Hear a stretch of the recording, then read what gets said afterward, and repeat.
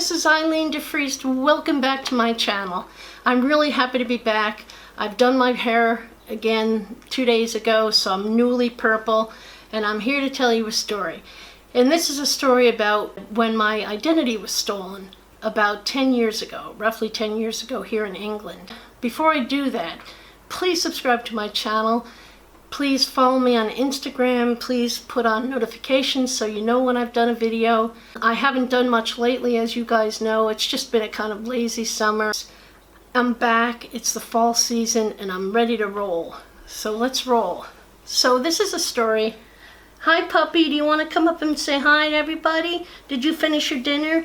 I just fed the puppy thinking I'll be able to do the video while she's eating, but she eats really quickly. So she's going to do the story with me.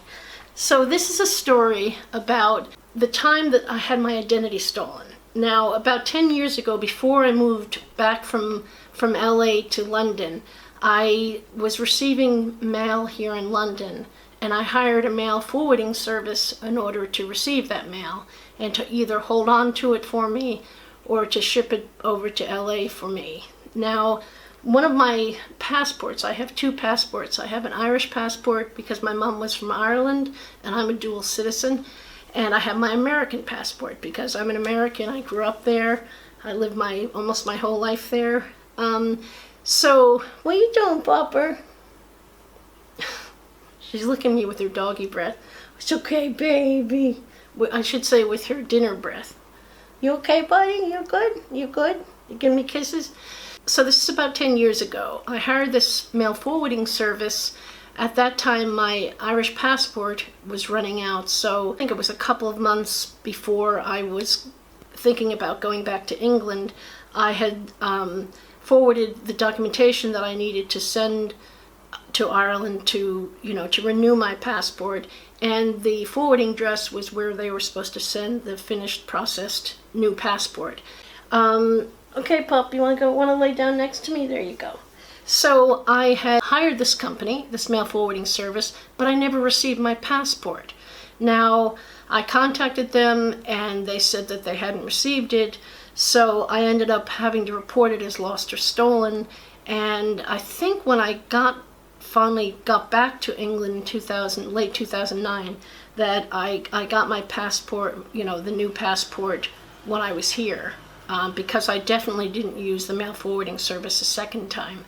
So, as it turns out, the mail forwarding service, I found out from a police detective that the mail forwarding service was a criminal enterprise, that it was a front, and that they took the mail that they received from people all around the world. Clients like myself were in various parts of the world, and London is a city that it's at the crossroads of a lot of things. So there are a lot of such services here in London. The one I chose, I found it online, and it was, affordable, so I used it. I didn't look into anything further about who was behind it, because usually that information, you wouldn't be able to find anything more than the address, and that's about it.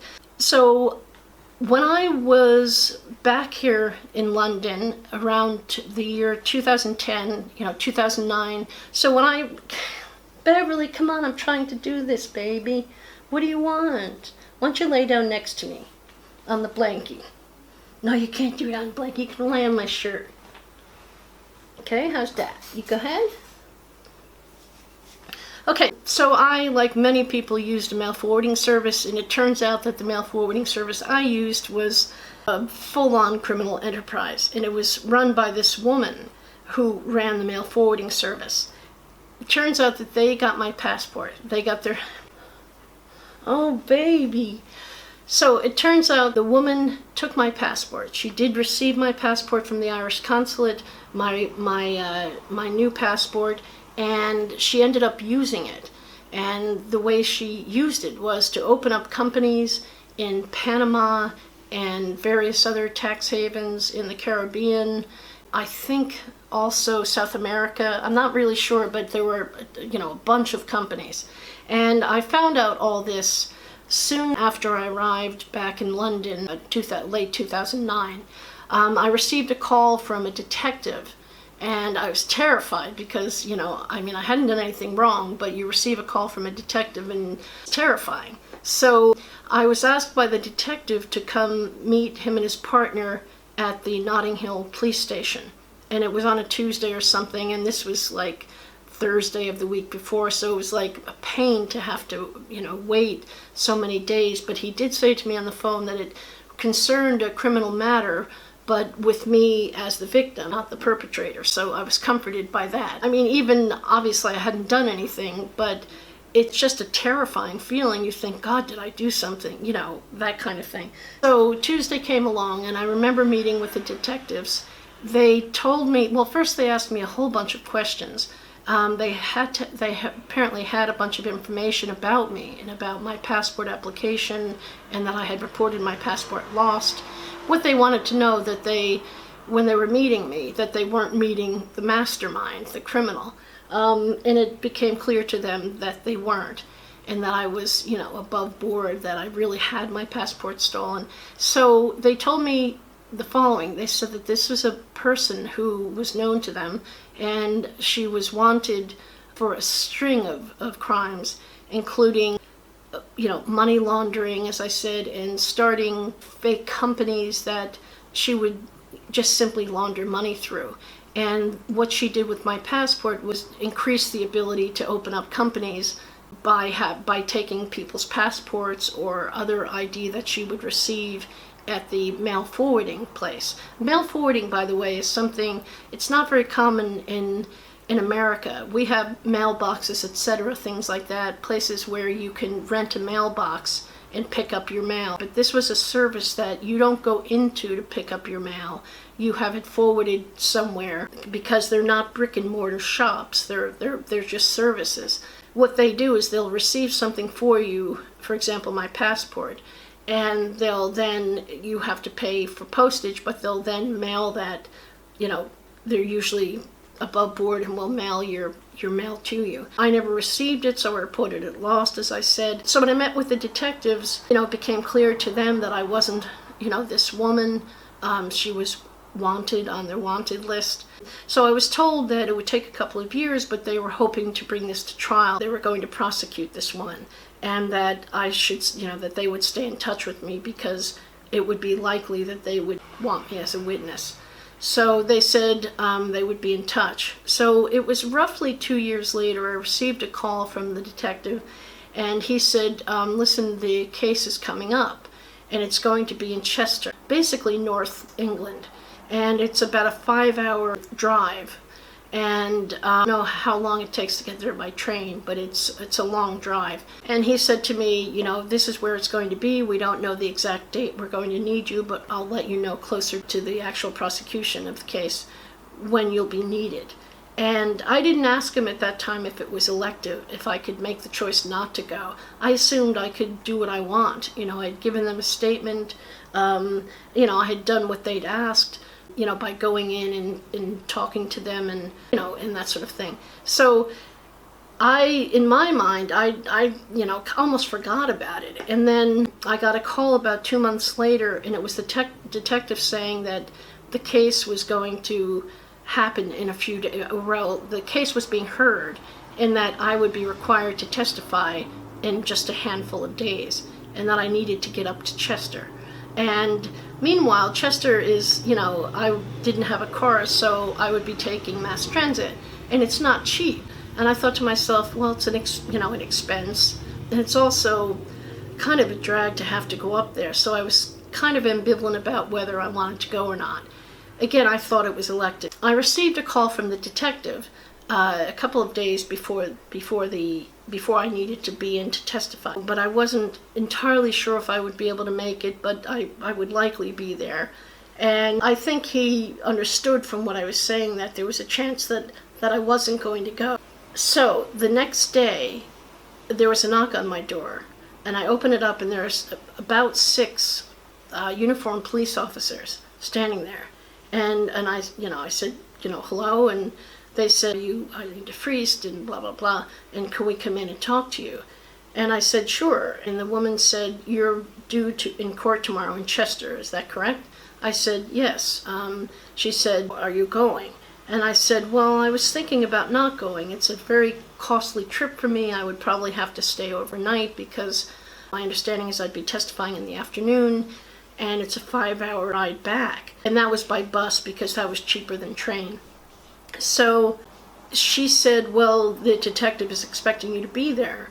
And I said, well, I mean, I will go. I just, I really don't want to. So she went into the kitchen and she made a call to the detective. She didn't call him in front of me, so I had no opportunity to understand that what was going to happen was going to happen.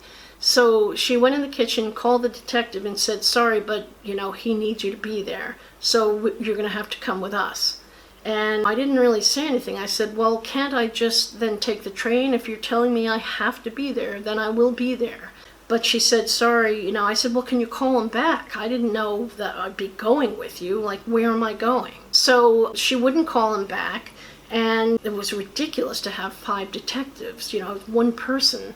And I'm the victim in the case, one of the victims. Then they took me outside and they said, listen, we need to put handcuffs on you, but we can walk you down the stairs to the car if you, promise to not do a runner or something. And I said, of course I won't, So we walked to the car, and there were 2 cars actually, and I was taken then to a police station not nearby where I live, but in central London, in the heart of London. And I was put in handcuffs when we got out of the car, and then I was taken to the police station, and I was processed into the police station as though I were a criminal. So we left here, and as I said, we got to the station, and so I got out of the car and they put handcuffs on me to take me into the station. And I said, what's going on? I said, I will take the bus or the train there tomorrow. This isn't necessary. So they took me in, and as I said, they processed me into the station, into jail. They put me in a jail cell. In the, holding cell is what they have at police station in the city in London. In other words, it's not a prison, it's a jail cell, but it's a holding cell where, they put people before they take them elsewhere to be processed or whatever. But I was a non-criminal. I was the victim in this case. I didn't know that, I still don't know to this day, to be honest, whether it's compulsory to be a witness, to show up in person when you're a witness. I don't recall receiving a summons. I don't recall receiving any indication that I had to be there. All I had were 2 conversations with this, 3 conversations over a 2-year period with this detective who barely gave me any information. He was, a nice enough person, but not very nice, to be honest. I mean, he barely told me just the bare minimum about what was going on. And I don't know if it's being American that I thought it was an elective thing that I could go if I wanted to. I'd already submitted my statement when I first met them 2 years earlier. I just didn't know. I gladly, once the police officer told me that the detective absolutely wants you there and we have to take you with us, and there's a chance that you'll be in a prison cell overnight. I said, listen, this is ridiculous. I said, I'm the victim of the crime. I didn't put up too much of a fight because what am I going to do? There are 5 police officers or 6 police officers. I mean, I just felt like this is crazy. This is absolutely crazy.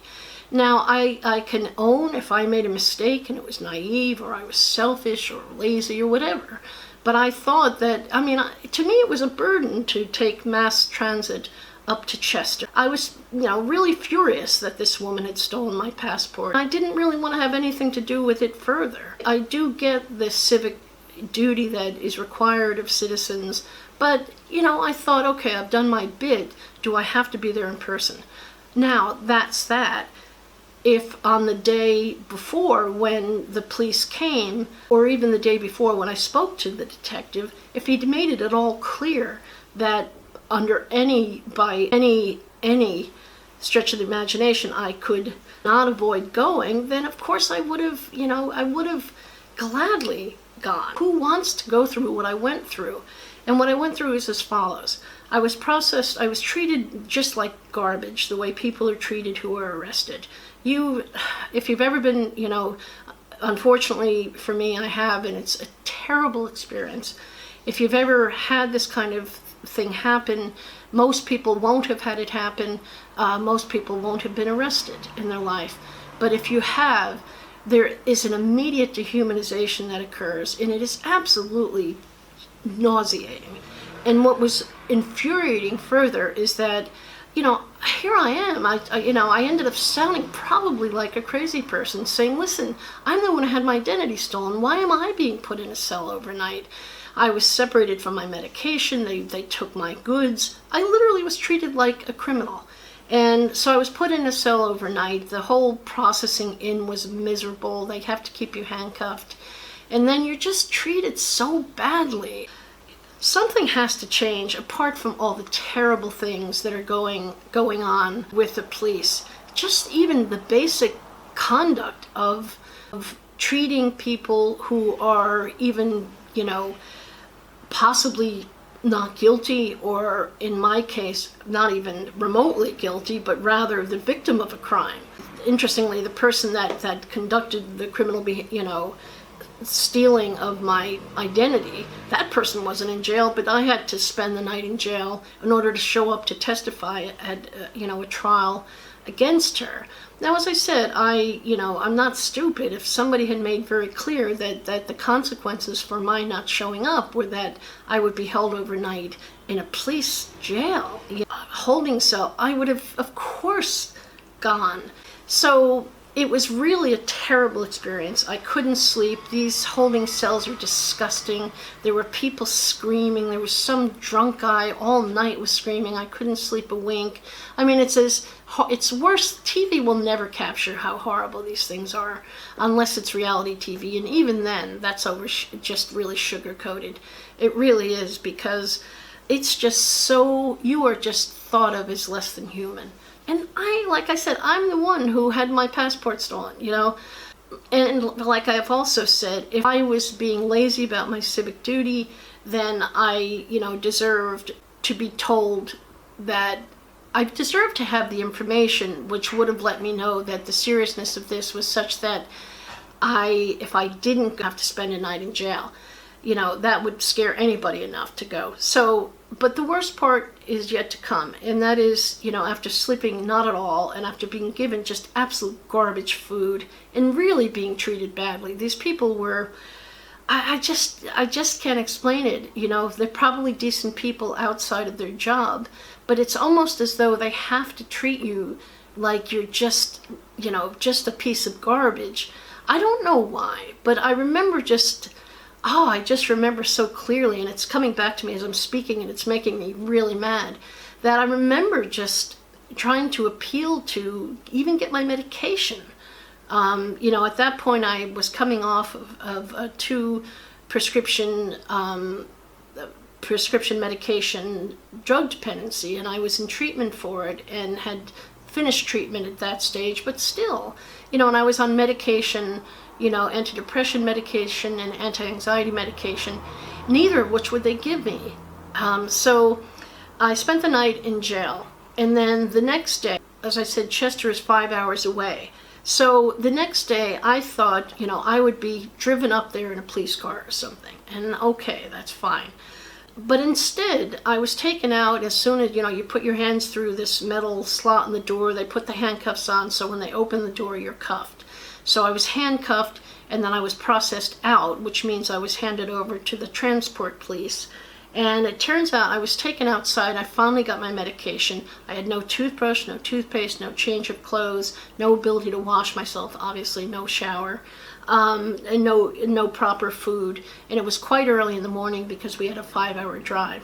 I was taken downstairs, and instead of being put in the back of a police car or a detective's car, there was a big truck that had these like non-glass windows. They were fake glass windows, and they looked all marked upon with graffiti and stuff, and it just looked, really, really scary. So I was taken into the truck and in my handcuffs, and then I was put in one of the, I think it was about 6 little coffins that were these boxes that they had a door on them, and they had a little slot where you could put your hands through in order to get the handcuffs taken off. And there was nothing but a seat and then a wall that nearly touched my knees when I sat down, a blank wall in front of me. There was a window to my left, a small window, kind of the size of an airplane window, except it was made of some horrible plastic and you couldn't see anything. And then to my right was a door. So if I stuck out my elbows, I would touch the wall and touch the door. And my knees were almost touching the wall. That's how small it was. Now I am really claustrophobic. Really claustrophobic. And the stress of the night and the stress of the idea that I was being put in this box to be taken 5 hours on a 5-hour drive up to Chester in North England to testify, I was just beside myself with anger and anxiety, and I had to go to the bathroom. And I said to them I had to go to the bathroom, and they buzzed upstairs or whatever, and they said, no, she's in your possession now, you have to take her, and on the way, stop. Needless to say, that 5-hour trip was a nightmare, was an absolute nightmare. It was hot and cold in the box. You could ask them to turn the air conditioning on. There was a buzzer that you could buzz it was 2 police officers, the driver, and then the person who was the guard, my guard. And that person was responsible for responding to the buzzer. And I had buzzed, and a couple hours into the ride, I said, listen, I still have to go to the bathroom. I really have to go. And they said, listen, we're on a highway, and it's hard to get off this highway, but we'll do that. It turns out they never did. The air conditioning was on and off. It was hot and cold. It was just an absolutely inhumane, horrible journey. It was 5 hours later, we finally got to the courthouse, and there was a police unit inside the courthouse. They then had to process me in there. And so I was met by more police. They put their handcuffs on me. And then I was taken to another jail cell. And I was told that when I was called to testify that afternoon, that they would come and get me. And they said, do you want something to eat? I said, yes, I'm very, very hungry, and I'd like to brush my teeth. They said, we don't have anything to help you brush your teeth, but we can bring you a snack. And the snack was like 2 tiny bags of nuts, like the worst kind of nuts, worse than you get on an airplane, or that we used to get on airplanes. And so it was really absolutely horrible. And then after a couple of hours there, the only thing I will say is that the holding cell was slightly more modern.